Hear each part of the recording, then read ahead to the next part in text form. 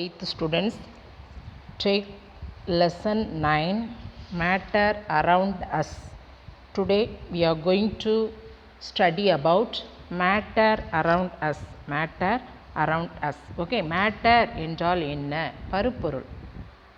Okay, matter என்றால் பருப்பொருள். அவைகள் கனமானதாகவும் இருக்கலாம், லேசானதாகவும் இருக்கலாம், and also it occupies space. Listen, it may be lighter weight or heavier weight or occupies space and has mass. Okay children, that is matter, பருப்பொருள். Okay, in this lesson you are, after completing, you will be able to know about the types of matter. பருப்பொருட்களின் வகைகளை பற்றி அறிந்து கொள்ளல். Okay, நீ பருப்பொருட்களுடைய வகைகள் என்ன என்பதை பற்றி நாம் அறிந்து கொள்ளலாம். Then know the symbols of various elements. Various elements, பல்வேறு தனிமங்களினுடைய குறியீடுகளை அறிந்து கொள்ளலாம். Then classify elements into metals, non metals, metalloids. எலமெண்ட்ஸை எதெல்லாம் உலோகங்கள், எதெல்லாம் அலோகங்கள், எதெல்லாம் which are metals, which are non-metals, which are metalloids. We can classify them easily. Then compare the properties of metals and non-metals. We can compare what are the properties of metals and also non-metals. அதனுடைய பண்புகளை ஒப்பிடலாம். Acquire knowledge about compounds of solids, liquids and gaseous state. திட, திரவ, வாயு நிலையில் உள்ள சேர்மங்களை, compounds அப்படின்னா சேர்மங்கள், எலமெண்ட்ஸ் என்றால் தனிமங்கள். ஓகே, ஸோ இவற்றில் இந்த நிலையில் உள்ள சேர்மங்களை பற்றி நாம் அறிந்து கொள்ளுதல். Know about the uses of compounds in daily life. அன்றாட வாழ்க்கையில் அவற்றின் பயன்களை பற்றி நம்ம என்ன செய்யலாம், தெரிந்து கொள்ளலாம். we can know about the uses of compounds in daily life. Okay children, introduction part. First of all, you look at the picture, ice cube, water, after that steam. Yes, agarbadi, steam. Okay, now you see here solid, liquid and gas. Here you see in the universe all manifestation அப்படின்னா, இந்த universe அப்படின்னா அண்டம், all manifestation அப்படின்னா வெளிப்பாடு, அனைத்து வெளிப்பாடுகள். தென் phenomena அப்படின்னா நிகழ்வுகள், என்னென்ன காரியங்கள் நிகழ்கின்றன. தென் எவல்யூஷன் ஆஃப் லைஃப் அப்படின்னா உயிரினங்களுடைய பரிணாம வளர்ச்சி. So these are caused by matter and energy. பருப்பொருள் மற்றும் ஆற்றலின் மூலமாக என்ன செய்கிறது, ஏற்படுகின்றன. The various object which exist around us are made up of some kind of matter. நம்மை சுற்றியுள்ள அனைத்து பொருட்களுமே பருப்பொருட்களால் ஆக்கப்பட்டுள்ளன. சம் கைண்ட் ஆஃப், சில வகை பருப்பொருட்களால். Okay, we perceive some of these objects through our senses. இவைகளை நம்முடைய கண்களால் என்ன செய்யலாம், through our senses, நம்முடைய புலன்கள் மூலமாக உணர்கிறோம். புலன்கள் மூலமாக என்ன செய்கிறோம், உணர்கிறோம். what all? sight, touch, hearing, taste and smelling. A glass tumbler can be seen. Listen everybody, a glass tumbler can be seen. Yes, agarbadi burning can be recognized by its smell. Then whereas wind blowing can be felt. You see here, a glass tumbler can be seen. ஒரு கண்ணாடி குவளையை பார்க்க முடியும். agarbadi burning can be recognized by its smell. ஒரு ஊதுபத்தி எரிகிறத நுகர முடியும், அதனுடைய ஸ்மெல்லை வச்சு நம்மளால் என்ன செய்யலாம், இது வந்து ஊதுபத்தி எரிகிறது என்பதை கண்டறிந்து கொள்ளலாம். தென் whereas wind blowing can be felt. காற்று வீசுவதை நம்மளால் தொட முடியாது, நம்மளால் பார்க்க முடியாது, but we can feel. Okay, you have studied this concept in the previous classes. Yes or no children? All kinds of matter passes mass and occupies space. Whatever I said before, that all are given here. All kinds of matter passes mass, occupies space. Of course some are heavy and others are light.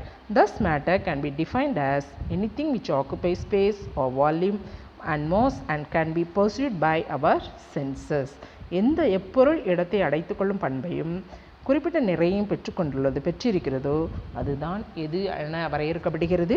பருப்பொருள் என வரையறுக்கப்படுகிறது. What is matter? Matter can be defined as anything which occupies space or volume and mass and can be perceived by our senses. Okay children? We know already matter exists in 3 states: solids, liquids and gases.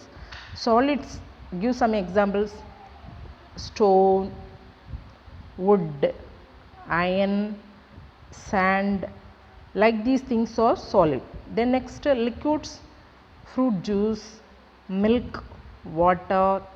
Okay, these all vegetable juice, these all comes under liquids example. Then gases: oxygen, nitrogen, carbon dioxide, then hydrogen, steam. These are example of gases. How the matter is composed? Now you see here, matter in any physical state is composed of smaller particles such as atom, molecules or ions. Okay, matter, listen everybody, matter in any physical state is composed of smaller particles. Atoms, molecules or ions are smaller particles. பருப்பொருட்கள் எந்த ஒரு இயற்பியல் நிலையில் இருந்தாலும், matter in any physical state, அந்த எந்த இயற்பியல் நிலையில் இருந்தாலும் அவை அணுக்கள், மூலக்கூறுகள், அயனிகள் எனும் சிறிய துகள்களால் என்ன செய்யப்பட்டுள்ளன? ஆக்கப்பட்டிருக்கின்றன. So next, the atom, listen, molecules are made up of atoms of same or different kinds. Molecules are made up of atoms of same or different kinds. ஒரே தனிமத்தினுடைய அணுக்களோ அல்லது வெவ்வேறு தனிமத்தினுடைய அணுக்கள் இணைந்து மூலக்கூறுகள் என்ன செய்கிறது? மூலக்கூறுகளை உருவாக்குகிறது. ஒருவேளை அது ஒரு தனிமத்தினுடைய அணுக்களாக இருக்கலாம் அல்லது அது வெவ்வேறு தனிமத்தினுடைய அணுக்களாக இருக்கலாம். இவையெல்லாம் இணைந்து தான் மூலக்கூறுகள் உருவாகுகின்றன. Okay, next, atoms are the building blocks of matter. Okay, the next atom. Now we see next we study about elements. So elements are not given here, so you listen carefully, look at your book. Before we look at symbols, first we see elements. Okay children, elements, symbols of elements. Okay, now elements are everywhere. Elements R, தனிமங்கள் எங்கும் நிறைந்திருக்கின்றன. எப்படி காற்றானது எல்லா இடங்களிலும் பரவி இருக்கின்றனவோ அதை போன்று தனிமங்களும் எங்கும் நிறைந்திருக்கின்றன. They are the building blocks of everything on earth. இவை பொருட்களுடைய கட்டுமான தொகுதிகளாக தனிமங்கள் உள்ளன. அனைத்து பொருட்களுடைய கட்டுமான தொகுதி. Okay, to you know when you are breathing you are actually inhaling air? When you are breathing you are actually inhaling air. நம்ம காற்றை சுவாசிக்கிறீர்கள் என்பது உங்களுக்கு தெரியுமா? அந்த சுவாசிக்கும் போது நீங்கள் உண்மையிலேயே காற்றை சுவாசிக்கிறீர்கள் என்பது உங்களுக்கு தெரியுமா? ஏனென்று சொன்னால், நாம் சுவாசிக்கும் போது ஆக்சிஜன், நைட்ரஜன், ஆர்கான் போன்ற பல தனிமங்களால் ஆனது. சுவாசிக்கும் காற்று, நாம் சுவாசிக்கக்கூடிய எந்த ஒரு காற்றும் பல தனிமங்களை உள்ளடக்கியது. Okay, the air you breathe is made up of many elements. Okay children, பல தனிமங்களால் ஆனது. Okay, an elements is pure substance that cannot be broken down by chemical methods into simpler compound. தனிமம் என்பது ஒரு தூய்மையான ஒரு பொருள். It cannot be broken down by chemical methods into simpler components. Listen, இந்த ரசாயன முறைகளான எளிமையான கூறுகளாக நம்ம என்ன செய்ய முடியாது, உடைக்க முடியாது. ஃபார் எக்ஸாம்பிள், கோல்டு எடுத்துக்கோங்களேன். Gold is an element. இந்த தங்கத்தை தவிர வேறு தனிமத்தை தங்கத்தை தவிர வேறு எந்த கூறுகளாகவும் நினைச்ச முடியாது, உடைக்கவே முடியாது. So that if you keep hitting gold with a hammer, the pieces would get smaller. நம்ம தங்கத்தை சுத்தியலை வச்சு அடிக்கும் பொழுது சிறு சிறு துண்டுகளாக என்ன செய்யலாம், மாறிவிடும். ஆனால் அவற்றின் துண்டு எப்போதும் அது தங்கமாக தான் இருக்கும். சரியா? And each piece and will always be gold. Okay, it will not be changed. changed another elements. Okay children, elements consist of only one type of atom. தனிமங்கள் ஒரே வகை அணுக்களை தான் கொண்டிருக்கும். An atom is the smaller particle of an element that still has the same properties of the element. ஒரு அணு என்பது ஒரு தனிமத்தினுடைய மிகச்சிறிய துகள் தான். அது அந்த தனிமத்தின் பண்புகளை மட்டும்தான் என்ன செய்யும் கொண்டிருக்கும். All atoms of a specific element have exactly the same chemical makeup, size and mass. ஒரு குறிப்பிட்ட தனிமத்தினுடைய அனைத்து அணுக்களுமே ஒரே மாதிரியான வேதியியல் அமைப்பு, அதனுடைய அளவு, அதனுடைய நிறை ஆகியவற்றை கொண்டுள்ளது. ஒரே மாதிரியான வேதியியல் அமைப்பு, then that what is that, size and also mass. Then each atom has an atomic number. ஒவ்வொரு அணுக்களுமே அணு எண்களை உடையது, which represent the number of protons that are present in the nucleus of a single atom of the elements. ஒவ்வொரு molecular structure of ஆட்டத்துக்கு உள்ளுக்குள்ளே இருக்கிற nucleus, listen, ஒவ்வொரு அணுவிற்கும் ஒரு அணியின் அந்த தனிமத்தினுடைய அணுவினுடைய உட்கருவில் இருக்கக்கூடிய புரோட்டான்களின் எண்ணிக்கையை தான் குறிக்கிறது. Okay, next, totally how many elements are there? 118 elements. Many elements occur naturally on earth. சில elements வந்து தனிமங்கள் இயற்கையிலேயே என்ன செய்கிறது, கிடைக்கின்றன, பூமியில் கிடைக்கின்றன. However, some are created in laboratory by scientists. இருப்பினும் ஒரு சில தனிமங்கள் வந்து ஆய்வகத்தில், லேபரட்டரி அப்படின்னா ஆய்வகத்தில் அறிவியலாளர்களால் என்ன செய்யப்பட்டு கொண்டிருக்கின்றன, உருவாக்கப்பட்டு கொண்டிருக்கின்றன. Okay children, okay. Next you see why symbols. Why we need symbols? Why we need symbols? Symbols, listen, தனிமங்களுடைய குறியீடுகள். Why symbols? Symbols of element. A symbol is an, look at this, a symbol is an image, object, etc.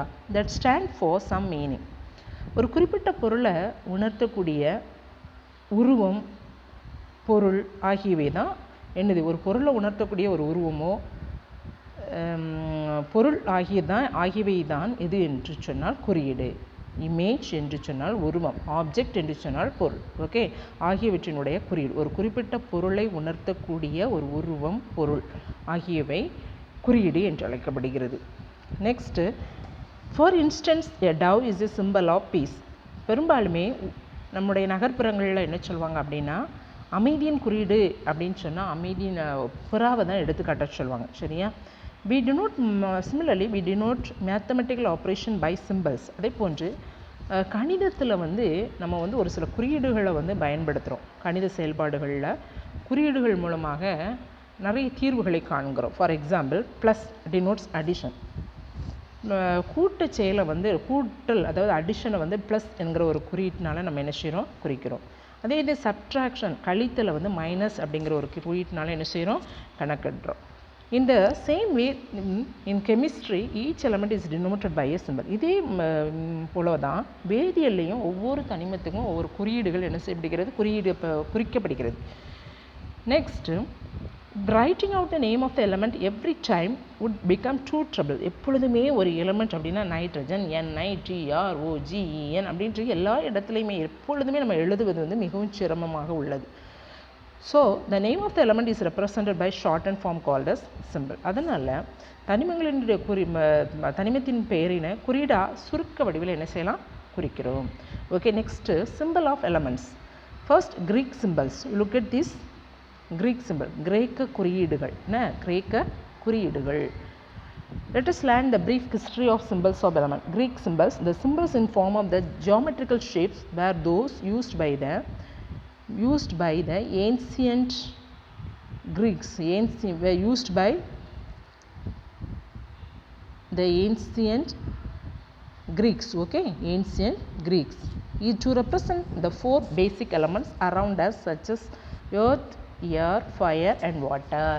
நம்ம சுற்றியுள்ள 4 இயற்கை கூறுகள் என்ன அப்படின்னா air, earth, fire, water. Okay, இவற்றையெல்லாம் குறிப்பதற்கு வடிவியல் உருவங்கள், geometrical, you see geometrical shapes. Okay, we use வடிவியல் உருவங்களை யார் பயன்படுத்தினாங்க அப்படின்னா பண்டைய கிரேக்கர்கள் பயன்படுத்தினாங்க. அதனால தான் இது என்ன சிம்பிள் அப்படின்னா Greek symbols. Okay children, next you see alchemist symbol.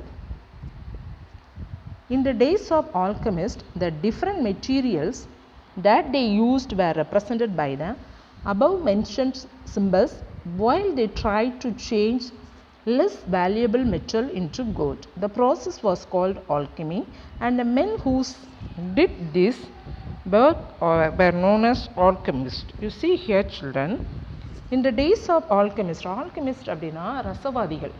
Okay, அவர்களுடைய காலத்தில் ஒரு சிலர் என்ன பண்ணியிருக்காங்க அப்படின்னா, இந்த அதனுடைய வேல்யூஸ் லெஸ் வேல்யூபிள் மெட்டல் இருக்குல்ல, அதை வந்து தங்கமாக மாற்றுறதுக்கு they tried to convert into gold. They tried to change into gold. உலோகங்களை தங்கமாக மாற்ற முயற்சித்தனர். அவர்களுடைய செயலுக்கு தான் என்னென்னா ரசவாதம் என்று பெயர். அவ்வாறு செய்பவர்கள் ரசவாதிகள். யாரெல்லாம் இந்த செயல்களில் ஈடுபட்டிருக்காங்களோ அப்படிப்பட்ட செய்கிறவங்க தான் ஆல்கெமி அப்படின்னு சொல்கிறது. Okay, and men who did this work, alchemist, யாரெல்லாம் இதை செஞ்சாங்களோ அவங்கள தான் என்ன செஞ்சுருக்காங்க, ரசவாதிகள் என்று குறிப்பிட்டிருக்காங்க. Okay children, now you see here, look at this, look at the symbol, nickel, arsenic, antimony and water. Nickel, arsenic, antimony, water. Okay children, next we will see Dalton symbols. In 1808, John Dalton, English scientist, tried to name the various elements based on these pictorial symbols. அப்படின்னா படங்களை கொண்டு பல்வேறு தனிமங்களை என்ன செஞ்சாங்க, குறிச்சிருக்காங்க. These symbols are difficult to draw. ஆனால் அதை வரைகிறது வந்து அந்த சிம்பிள்ஸை வந்து வரைகிறது மிகவும் கடினமாக என்ன செய்திருக்கிறது, அந்த குறியீடை வரைகிறது கடினமாக இருந்திருக்கு. So they are not used. It is only of historical importance. இவைகள் வரலாற்று முக்கியத்துவம் வாய்ந்தவைகளாக மட்டும் உள்ளன. Okay, you see here hydrogen. What symbol you use to look at? Nitrogen, carbon, sulfur, phosphorus, alumina, soda, potash, oxygen, copper, lead, water, ammonia, olefiant, okay, carbonic oxide, carbonic acid, sulfuric acid. These are Dalton symbols. Okay, next we will study about Berzelius symbols. We studied Greek symbols, then alchemist symbols, Dalton symbols. Now we are going to study Berzelius symbols. In 1830, John Jacob Berzelius devised a system using letters of alphabet rather than signs. இவர் என்ன பண்ணார்னா, தனிமங்களை குறிப்பதற்கு படங்களுக்கு பதிலாக ஆங்கில எழுத்துக்களை வந்து பயன்படுத்துகிற ஒரு முறையை என்ன செய்கிறாரு, உருவாக்கிட்டார். The modified version of Berzelius system follows under the heading System for Determining Symbols of the Elements. அப்படின்னா தனிமங்களினுடைய குறியீடுகளை தீர்மானிக்கும் முறை, தனிமங்களுடைய குறியீடுகளை தீர்மானிக்கும் முறை என பின்பற்றப்படுகிறது. பெர்சிலியஸ் முறையின் மாற்றியமைக்கப்பட்ட அந்த வடிவம் தான் தனிமங்களுடைய குறியீடுகளவே தீர்மானிக்கக்கூடிய ஒரு முறை என்று பின்பற்றப்படுகிறது.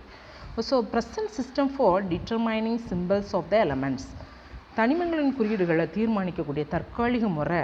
த symbols of the most common elements mainly non-metals use the first letter of the English name. தனிமங்கள் பெரும்பாலும் அலோகங்கள் அவற்றின் ஆங்கில பெயர்களுடைய முதல் எழுத்துக்கள குறியீடுகளாக என்ன செய்யுள்ளது கொண்டிருக்கின்றன.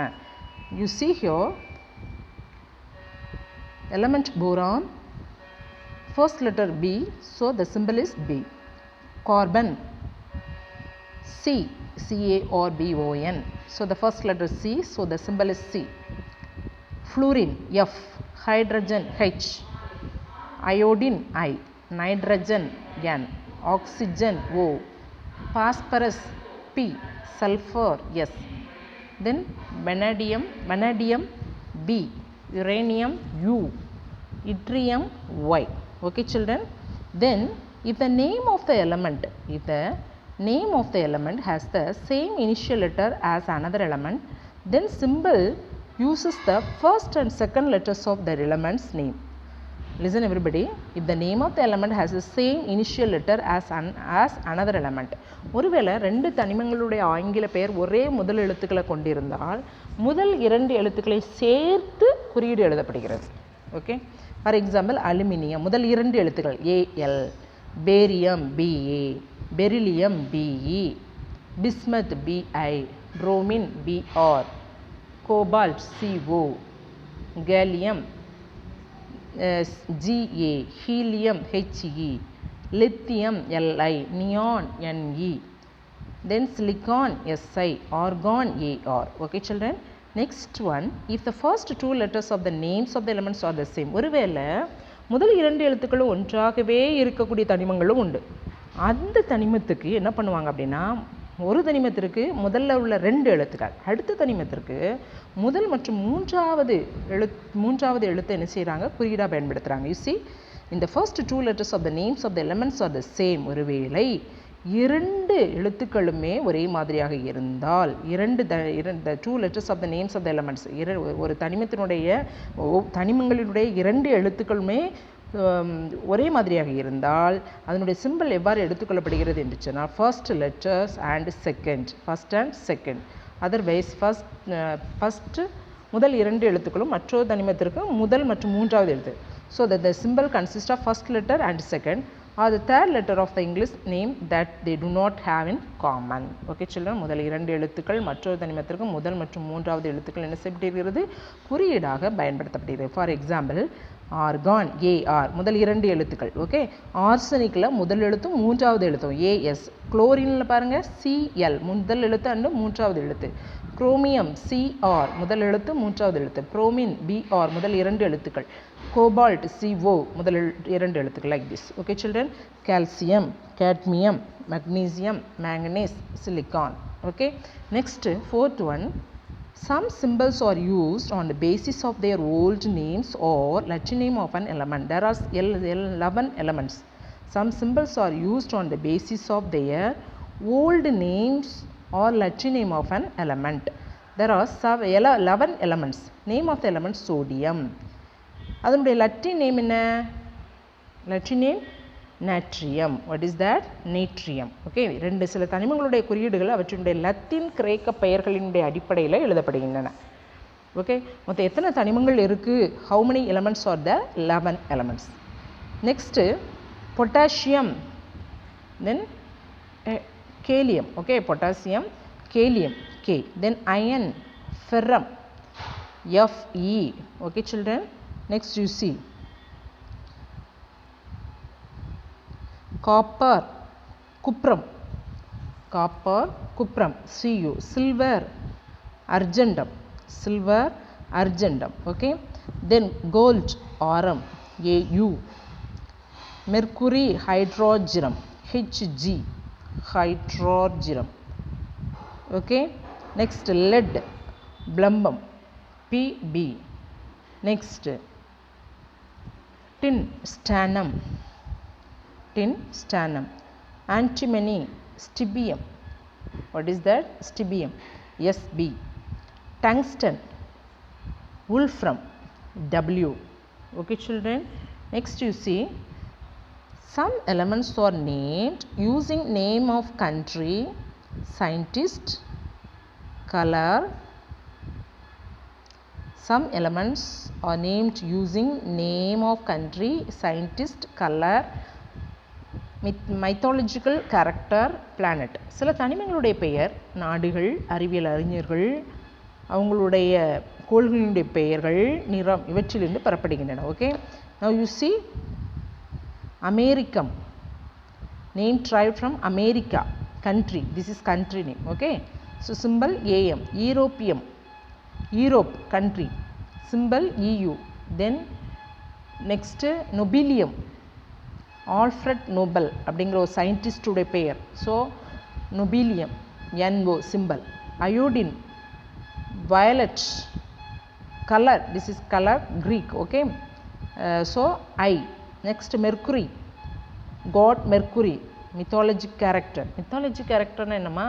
புராண கதாபாத்திரங்கள். Okay, so Hg. Next plutonium, Pluto, planet name. Okay, then Neptune, planet, NP.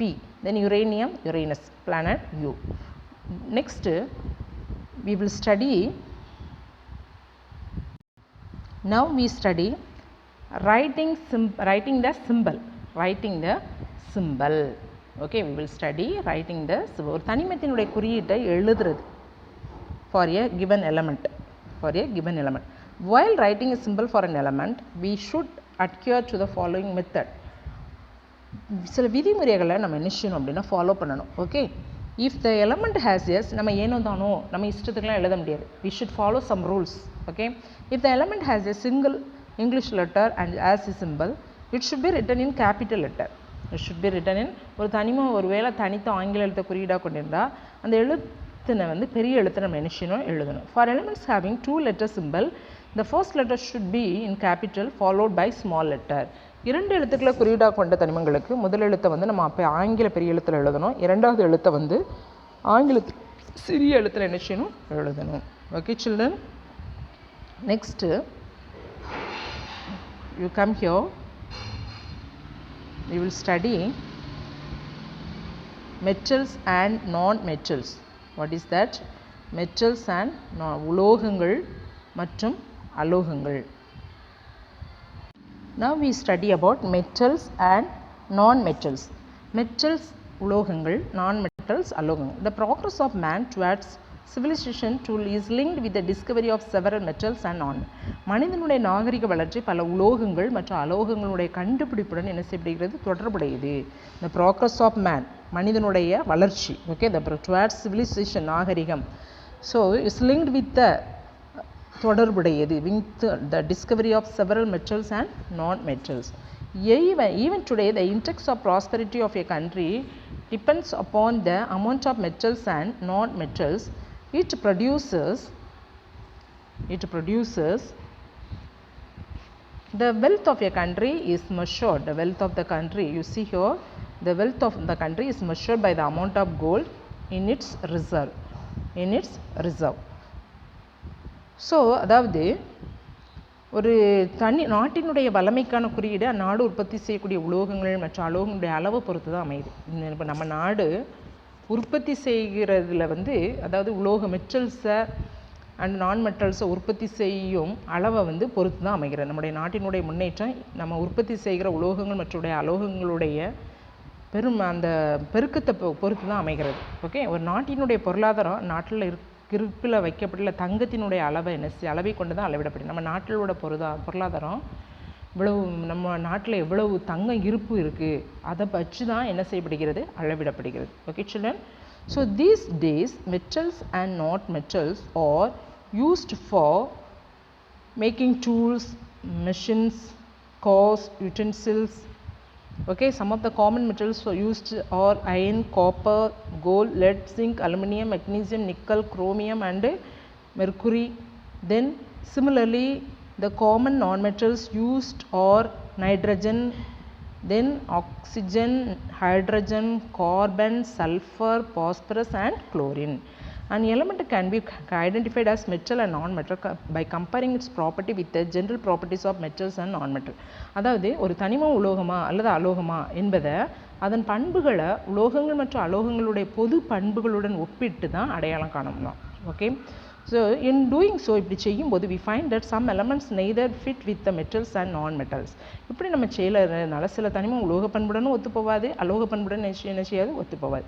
Such elements are called semi-metals or metalloids. இவைகள் தான் உலோக போலிகள், மெட்டலாய்ட்ஸ். பார்ப்பதற்கு உலோகத்தன்மையும் அலோகத்தன்மையும் இருக்கும், ஆனால் ஒன்றிலையும் ஒரு தன்மையும் இருக்காது. So that is metalloids. Okay, the elements are classified into metals, non-metals and metalloids based on their properties. You see, elements, metals, non-metals, metalloids. Okay children, okay. Today we are going to finish today's class. So I will give some homework. Listen carefully up to this the metals and non-metals. You make only 7 fill-ups. Okay children, this is your homework. Okay, we will meet again in the next video. Thank you all.